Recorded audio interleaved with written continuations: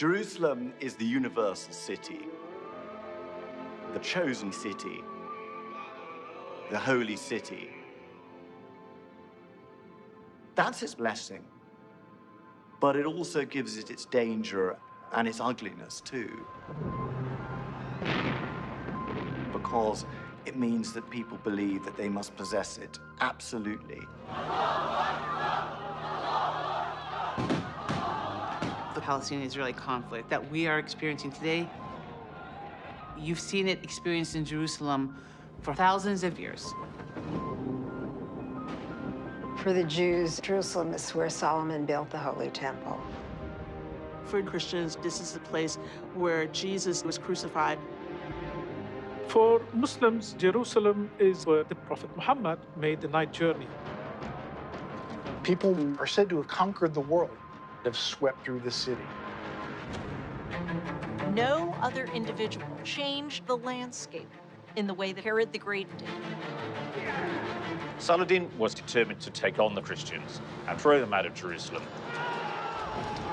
At a time of Ottoman Islamic rule, the British badly wanted to control the Holy Land.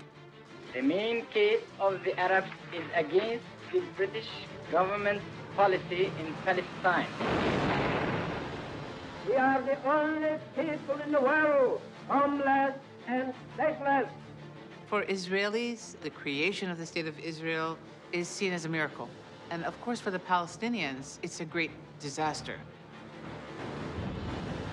The history of Jerusalem, a very complicated story, and if you don't know it in its complexity, it's very hard to understand what's going on there today.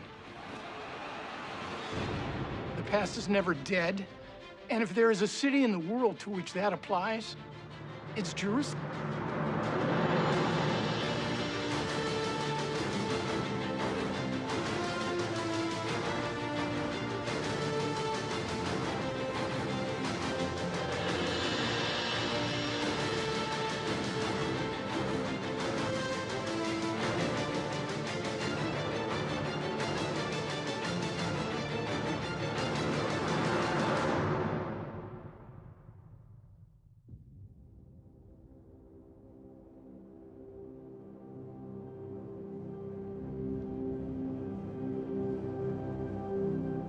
When you're walking in modern Jerusalem, it does not escape you that you are walking in a place where great history has happened. And you see it. You see it whether you're at the Dome of the Rock, the Al-Aqsa Mosque, the Wailing Wall. There is such remarkable history that we've only, read about. You've got people living on top of people, stones built on top of stones, religion based on top of religion. The first time I went to Jerusalem, I thought it was probably one of the most beautiful places I'd been to on earth. But when I was on the ground and I started to see the tensions between everyone, I felt as though this was a city of contradictions, a city that had much history, but a city that also had a lot of sorrow and a lot of pain.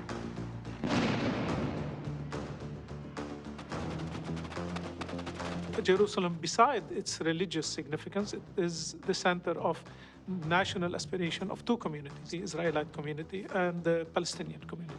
And that adds another layer of complexity. It's impossible to imagine fixing the present and building a better future for Jerusalem without understanding the many stories of its past. For the earliest periods, our major source of information is the Hebrew Bible, the Old Testament. Some of the stories that we have in the Bible have been proven by archaeological means. Others are stories that we have to take the narrative, depending on how you believe in your faith tradition. I think what we have to remember is that the religious assertions are what made Jerusalem what it is. For centuries, people who lived in and around Jerusalem accepted that as a truth. So when we're reading the biblical stories, yes, we are reading the history of Jerusalem.